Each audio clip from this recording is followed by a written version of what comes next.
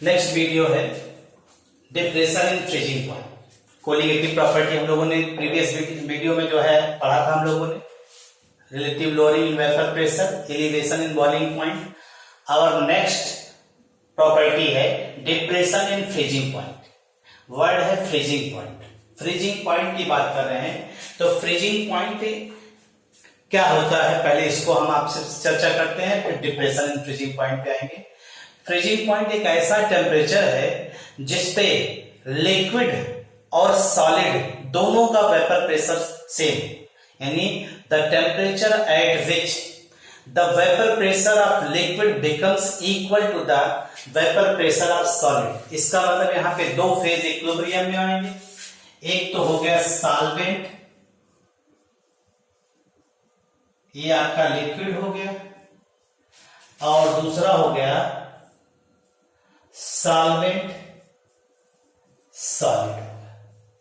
अब अगर आप इसको देखिए तो आपने कहा एक ऐसा टेम्परेचर होगा जिसपे ये इक्विलिब्रियम एस्टैब्लिश करेगा, सॉल्वेंट लिक्विड और सॉल्वेंट सॉलिड। ठीक, तो जिस टेम्परेचर पे ये इक्विलिब्रियम एस्टैब्लिश हो रहा है उसी टेम्परेचर को हम लोग क्या करें, फ्रीजिंग पॉइंट। अब डिप्रेशन इन फ्रीजिंग पॉइंट को समझने के लिए इससे पहले प्रीवियस वीडियो में हमने आपसे बताया था जितनी भी कोलिगेटिव प्रॉपर्टी होती है, जितनी भी कोलिगेटिव प्रॉपर्टी है उन सभी का मेन रीजन है lowering in vapour pressure, relative lowering in vapour pressure. तो डिप्रेशन इन फ्रीजिंग पॉइंट का भी जो है यहाँ पे रीजन क्या होगा, लोअरिंग इन वेपर प्रेशर। कैसे, अगर हम सॉल्वेंट में, लिक्विड में अगर हमने सैल्यूट ऐड किया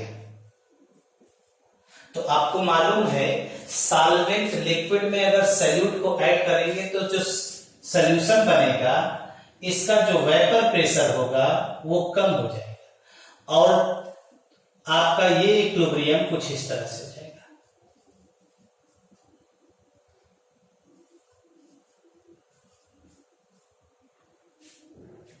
इसका मतलब सैल्यूट जब आप ऐड करेंगे किसी भी लिक्विड में तो जो सॉल्वेंट के मालिक्यूल सॉलिड फॉर्म में है वो स्टार्ट कर देंगे मेल्टिंग। अगर वो मेल्ट करना शुरू करेंगे तो अब हमें इक्विलिब्रियम मेंटेन करना है, तो ऑटोमेटिक हमें सॉल्यूशन के टेम्परेचर को लोअर डाउन करना पड़ेगा। तो सपोज करिए अगर प्योर सॉल्वेंट का जो है इक्विलिब्रियम को मेंटेन करने के लिए हमें टेम्परेचर को क्या करना पड़ेगा, डिक्रीज करना पड़ेगा, यानी डिप्रेस करना पड़ेगा। तो मान लीजिए प्योर सॉल्वेंट का जो फ्रीजिंग पॉइंट है वो TF नॉट, और सॉल्यूशन का जो फ्रीजिंग पॉइंट है क्योंकि आपने सॉल्यूशन के टेम्परेचर को डिक्रीज किया तो वो हो जाएगा TF। तो TF not minus TF is equal to delta TF, that is called depression in freezing point, delta TF। अगर आपको याद हो हमने आपसे कहा था delta TB is equal to TB minus TB not था। ठीक, अब TB यहाँ पे उसी तरह से delta TF is equal to TF not minus TF। अगर आपको याद हो हमने बताया था डेल्टा TF का जो मेन कारण है वो लोअरिंग इन वेपर प्रेशर है, और हमने आपको एक हिंट भी दिया था delta P is directly proportional to M होता है। तो delta TF is directly proportional to क्या हो जाएगा, M। तो आप जहां F रखें वहीं B रख दीजिए, डेल्टा TB हो जाएगा। ये कैसे आया, कुछ स्टूडेंट ने हमसे क्वेरी किया कि सर डायरेक्ट ये कैसे आ रहा है, उसको आइडिया नहीं है। तो हमने उन लोग को बताने के लिए ये पहले से ही हमने यहाँ पे रख लिया है। हमने बताया कि ये रिलेशन आपको लाना है। तो राउल्स लॉ आप जानते ही हैं, PA is equal to PA not into chi होता है। ये राउल्स लॉ है। अगर आप क्या मिलाए थे, नॉन वोलेटाइल सॉल्यूट किसी प्योर सॉल्वेंट मिलाए हैं तो ये इक्वेशन होता है, और जाई A बराबर होता है 1 माइनस जाई।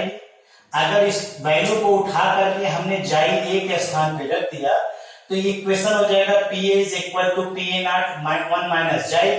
अगर इसी को रीअरेंज करके लिखा जाए तो PA is equal to PA not minus PA not जाई भी हो जाएगा। इसको रीअरेंज करते हैं, इसको बराबर इधर लगाते हैं, इसको बराबर बदल जाते हैं, तो ये हो जाएगा PA not minus PA is equal to PA not into जाई। आपको मालूम है ये vapour pressure of pure solvent है, ये वेपर प्रेशर कंपोनेंट ए का सॉल्यूशन जिसमें नॉन वोलेटाइल सॉल्यूट है, दोनों का डिफरेंस जो होता है वो डेल्टा पी होता है। तो delta P is equal to P A not into जाई बी, इसे इक्वेशन नंबर सेकंड मान ले रहे हैं। अब जैसे देखिए जाइबी की वैल्यू जो है वो आ रही N B upon N A plus N B, ये होती है, ये आप मालूम है। किसी भी डाइल्यूट सॉल्यूशन के लिए हम लोग यहाँ पे जो भी कैलकुलेशन आइडियल, चूंकि सारे सॉल्यूशन आइडियल की तरफ बिहेवियर हम लोग कंसीडर करते हैं, तो जो भी सॉल्यूशन आइडियल सॉल्यूशन के लिए हम लोग हमेशा डाइल्यूट सॉल्यूशन ही कंसीडर करते हैं। अगर हम डाइल्यूट सॉल्यूशन लेंगे तो नंबर ऑफ मोल्स जो कंपोनेंट का होगा बी, वो less than number of moles of component A, तो N B is much smaller than N A, तो सॉल्यूशन में एन बी को नेगलेक्ट कर देंगे तो जाइबी की वैल्यू आ गई N B upon N A, N B upon N A, N A को हमने लिख दिया है W A upon M A, तो रिवर्स करके लिख दिया डब्ल्यू ए और ऊपर हमें ए से मल्टीप्लाई कर दिया। आपको मालूम होगा mole upon weight of solvent, mole upon weight of solvent that is called molality, ये और ये बराबर हो जाएगा मोलैलिटी, और molality into M A, molar mass of solvent A. अब देखिए अगर हम इक्वेशन नंबर सेकंड ले रहे हैं और इक्वेशन नंबर थर्ड ले रहे हैं, तो जाइबी के स्थान पे ये रख दिया, तो ये आ गया m into M A, delta P बराबर P A not m into M A. At a given temperature की अगर हम लोग बात करते हैं तो P A not pure solvent का है, किसी एक पर्टिकुलर टेम्परेचर के लिए होगा, और एम ए ये कांस्टेंट ही होगा, तो आप इसको लिख सकते हैं delta P is directly proportional to M, क्योंकि ये दोनों तो कांस्टेंट हो गया, तो delta P is directly proportional to M आ गया। अब अगर आप चाहें इसको, इस इक्वेशन को देखिए, इस इक्वेशन को देखिए, तो दोनों इक्वेशन से हमने लिया तो delta P is directly proportional to delta T F, और यहाँ delta P is directly proportional to M, दोनों इक्वेशन से लेंगे तो delta T F is directly proportional to M, यही आपने यहाँ इक्वेशन दिया हुआ। अब अगर इस इक्वेशन को ध्यान दीजिए आप, तो आप यहाँ पे अगर ये प्रोपोर्शनल हटाएंगे तो डेल्टा टी एफ की वैल्यू जो होगी वो आ जाएगी के एफ इंटू एम। अगर आपको याद हो के एफ को हम लोगों ने यहां पे क्या माना है, molal depression constant, molal depression constant, या इसी को कहते हैं cryoscopic constant, cryoscopic constant, molal depression constant या क्रायोस्कोपिक कांस्टेंट, इस चीज को हम लोग ऑब्जर्व कर सकते हैं। अगर इसी चीज को हम लोग यहां पे देखें, अगर हम molality, if molality is equal to 1, इसका मतलब क्या हुआ, 1 mole of solute in 1000 gram of solvent or 1 kg of solvent,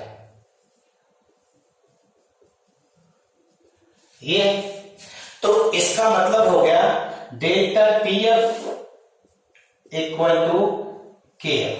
सीधे सीधे आप डिफाइन कर सकते हैं कि molal depression constant is equal to the depression in freezing point when molality of the solution is unity, that is 1 mole of solute present in 1000 gram of solvent or 1 kg of solvent.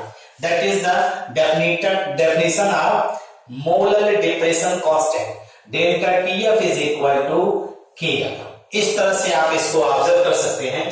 अगर इसी को हम लोग लेकर चले, अब देखिए हमने आपसे चर्चा किया था कि जो डेल्टा TF है, क्योंकि डेल्टा TF क्या है, डायरेक्टली प्रोपोर्शनल टू एम, और मोलैलिटी जो है अमाउंट ऑफ सब्सटेंस पे डिपेंड करता है, तो अमाउंट डिपेंड कर रहा है, डेल्टा टीएफ भी अमाउंट पे डिपेंड कर रहा है, इसलिए क्या हो जाएगा, कोलिगेटिव प्रॉपर्टी। इसका मतलब डेल्टा टीएफ जो है वो कोलिगेटिव प्रॉपर्टी की तरह एक्ट करेगा। अब इसके बाद इसी में है calculation of molar mass of non volatile salute. Calculation of molar mass of non volatile salute.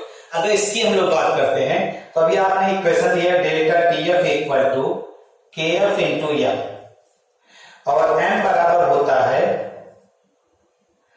W B upon M B into W A into 1000। ये ग्राम में अगर होगा तो ये फार्मूला अगर एम के स्थान पे आप रख दीजिए तो delta T F equal to K F into W B into 1000 upon M B into W A. अब आपको एम बी निकालना है तो एम बी बराबर K F into W B into 1000 upon delta T F into W. आपको हमने बताया था ए सॉल्वेंट है, बी जो है सैल्यूट। ए सॉल्वेंट की तरह एक्ट कर रहा है और बी सैल्यूट की तरह एक्ट कर रहा है। Delta T F depression in freezing point, के एफ क्या है आपका मोलर डिप्रेशन कांस्टेंट, जिसकी वैल्यू आपको जो है दिया गया। ये चीज आपका जो है क्या हो गया डिप्रेशन इन फ्रीजिंग पॉइंट। एक क्वेश्चन हमने इसी पे लिख दिया था, क्योंकि न्यूमेरिकल भी अब आपके सारे न्यूमेरिकल से रिलेटेड होंगे। तो न्यूमेरिकल आप देखिए टेक्स्ट बुक के क्वेश्चन में जो न्यूमेरिकल है उनको देखते चलिए। एक क्वेश्चन यहाँ सामान्य सा दिया गया, हमने लिख दिया था, दिया गया है 298 केल्विन पे vapour pressure of water. Vapour pressure of water ने पीए नॉट, प्योर वाटर की बात कर रहा, 23.75 mmHg। गिवन जरूरी है, आप गिवन जरूर लिखा कीजिए, गिवन से आइडिया हो कौन सा फार्मूला आप लगाएंगे। उसके बाद कह रहे हैं calculate the vapour pressure at same temperature over 5%, यानी सॉल्यूशन 5% बोल रहा है एक्वस सॉल्यूशन ऑफ यूरिया। इसका मतलब वेट बाय वेट, इसका मतलब हो गया means 5 gram of urea dissolve in 100 gram of water. इसका मतलब हो गया, तो अब यूरिया जो है बी हो गया सॉल्यूट हो गया और वाटर जो है सॉल्वेंट हो गया। तो डब्ल्यू बी का अमाउंट कितना हो जाएगा 5 का, डब्ल्यू ए का वैल्यू कितनी हो जाएगी 100 माइनस 5 यानी 95। यूरिया का मोलर मास कितना होता है एमपी कितना होता है भाई, कितना होता है यूरिया का 60। NH2CO NH2 होता है ना, NH2CO NH2 60 होता है, ठीक है, ग्राम पर मोल हो गया। और उसके बाद WA हो गया, MA कितना होता है 18 हो गया, ठीक। अब आपको जो फार्मूला में रखना है, अगर आपको याद हो तो ये आपसे पूछ रहा है वेपर प्रेशर ऑफ सॉल्यूशन। अगर आपको याद हो तो आपने लिया है relative lowering in vapour pressure.